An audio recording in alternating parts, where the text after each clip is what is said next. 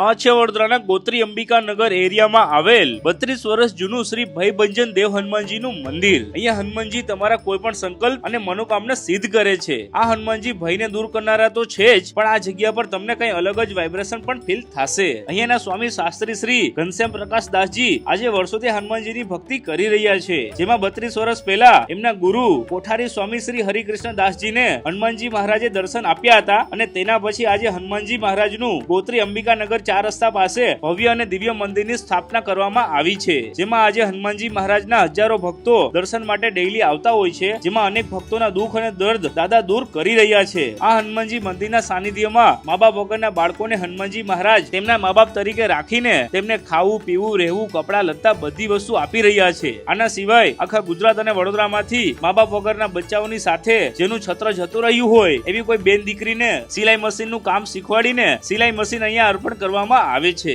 એવી રીતે દિવ્યાંગોને ટ્રાયસિકલ અને ગરીબોને અનાજ કીટ પણ અહીંયા અર્પણ કરવામાં આવતી હોય છે, જેમાં દર શનિવારે સવાર અને સાંજે મહાઆરતી પણ અહીંયા થતી હોય છે, જેમાં 1008 બાળકો દ્વારા હનુમાન ચાલીસા પણ અહીંયા બોલવામાં આવતી હોય છે, જેની સાથે સાથે સાંજે 2000 કરતા વધારે ભાવિ ભક્તો અહીંયા પ્રસાદ જમીને તૃપ્ત થઈને જતા હોય છે। ગુરુ મહારાજનું માનવું છે કે તમે અહીંયા એકવાર દર્શન કરવા માટે આવો, તમારે જે કંઈ પણ મનોકામના હોય હનુમાન દાદા પાસે દર્શન કરીને માગો, તમને 100% તમારા દુઃખ દર્દ ઓછા થઈ જશે। આના સિવાય સ્વામિનારાયણ વિદ્યાલયમાં 1000 કરતા વધારે બાળકો 1 થી લઈને 10 ક્લાસનો સ્ટડી કરે છે, જેમાં સ્વામીજી દ્વારા 350 જેટલા અનાથ અને તેજેલા બાળકો કે જેનું કોઈ માવતર નથી, જેમની પરિસ્થિતિ નથી, તેમને નાનાથી લઈને મોટા કરીને તેમની લાઈફમાં સેટ કરી દે તેવી સેવા અહીંયા કરી રહ્યા છે। આ મા બાપ વગરના 350 જેટલા બાળકોને અહીંયા ફ્રીમાં સ્ટડી અને વિદ્યા પણ આપવામાં આવે છે। આના સિવાય વિધવા બહેનોને સિલાઈ મશીન, વિકલાંગોને ટ્રાયસિકલ, ગરીબ લોકોને વસ્ત્ર અને કીટ વિતરણ જેવા સારા કાર્યો પણ ટાઈમ ટુ ટાઈમ થતા હોય છે। આના સિવાય માત્ર 1 રૂપિયો લવાજમ ભરીને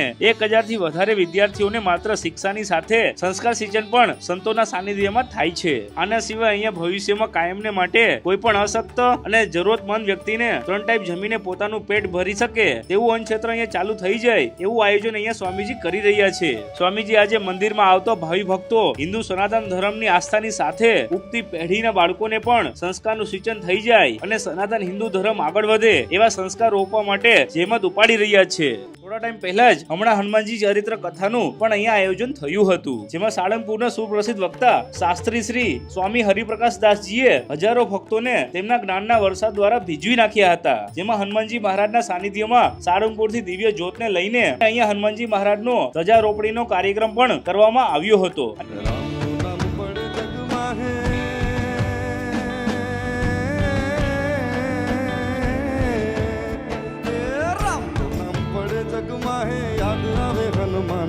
તને આજ નમો હનુમાન, જય કપીશ્વર કેસરી નંદન સાળંગપુરના નાથ, નમો તને આજ નમો હનુમાન। રામનું નામ પડે જગમાં હે યાદ આવે હનુમાન, નમો તને આજ નમો હનુમાન, જય કપીશ્વર કેસરી નંદન સાળંગપુરના નાથ, રાખજે લાજ નમો હનુમાન। અને હનુમાનજી મહારાજની વિશાળ પ્રતિમાનું અનાવરણ કરી દરેક ભગવાનના ભક્તો રાજી થાય એ માટેના દર્શન પણ અહીંયા ખુલ્લા મૂકવામાં આવ્યા હતા।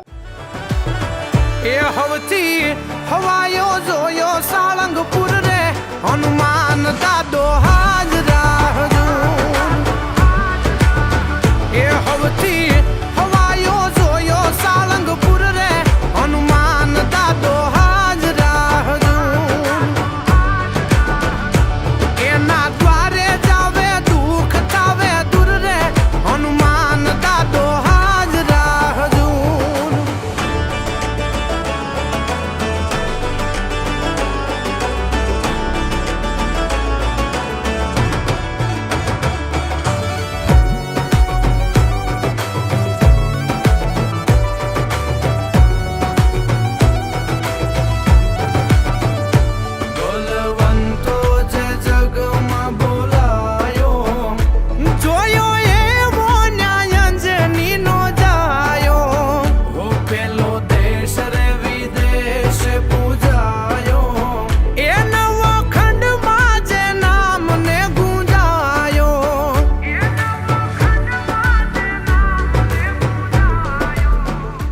આના સિવાય બીજા દિવસે વર્લ્ડ ફેમસ ગરબાના સુપ્રસિદ્ધ કલાકાર અતુલ દાદાના માધ્યમથી દાંડિયા રસ અને સુંદરકાંડનો કાર્યક્રમ પણ કરવામાં આવ્યો હતો.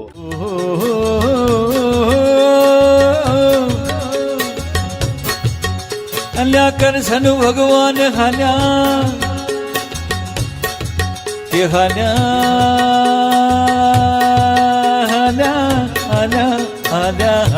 રે કરશન ભગવાન હાલ્યા દ્વારિકા ને કાંઈ લીધો રે મણિયારા વાળો વેશ લ્યા ગોવે ગોવે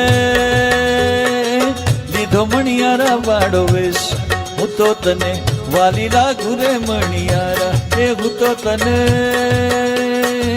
વારું લાજી રે મણિયારા હો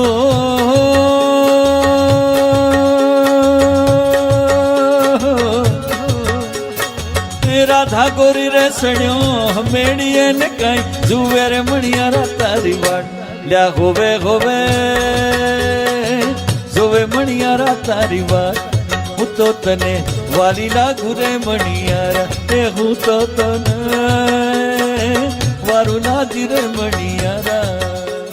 આ 5 દિવસ દરમિયાન રોજ 25 થી 30,000 માણસોએ હનુમાનજી મહારાજના લીલા ચરિત્રો સાંભળ્યા અને બધા જ ભગવાનના ભક્તોએ મહાપ્રસાદ પણ સાથે લીધો હતો. આ 5 દિવસ દરમિયાન એક દિવસ બધા જ બાળકોને દત્તક લેવાનો કાર્યક્રમ, એક દિવસ વિધવા બહેનોને સિલાઈ મશીન આપવાનો કાર્યક્રમ, એક દિવસ અનાજ કીટ આપવાનો કાર્યક્રમ, એક દિવસ બ્લડ ડોનેશન કેમ્પનો કાર્યક્રમ અને એક દિવસ દિવ્યાંગોને ટ્રાયસિકલ આપવાનો કાર્યક્રમ પણ મોટા પાયે અહીંયા થયો હતો. આ કાર્યક્રમોમાં ઘણા બધા નામી અનામી ભગવાનના ભક્તો અને રાજકીય રીતે ઘણા આગેવાનોએ દેશ વિદેશી અહીંયા જોડાયા હતા. આધ્યાત્મિક લેવલે આ 5 દિવસની અંદર 25 થી 30,000 માણસોએ કથાનો લાભ ડેલી લેતા હતા અને પોતાના જીવનનું આધ્યાત્મિક ભાથું બાંધતા હતા. આ કથાના માધ્યમથી પોતાના અંગત જીવન અંદર કાયમ વ્યસન અને ન્યુસન્સમાં ફસાયેલા ઘણા બધા યુવાનોએ ખરાબ ટેવોનો ત્યાગ કરી સ્વામીજી પાસે આવીને પોતાના જીવન આજે સુધાર્યા હતા. સ્વામીજીને દરેક ભક્તોને નમ્ર વિનંતી છે કે હનુમાનજી મહારાજના પાછળના ભાગમાં જરૂરિયાતમંદ લોકો માટે કાયમી ચાલે એવો અન્નક્ષેત્ર ચાલુ થાય, જેમાં આજે ઘણા ભગવાનના ભક્તોનો ખૂબ સહયોગ પ્રાપ્ત થઈ રહ્યો છે અને આગળ પણ લોકો આવા સારા કાર્યોમાં પોતાનું યોગદાન આપે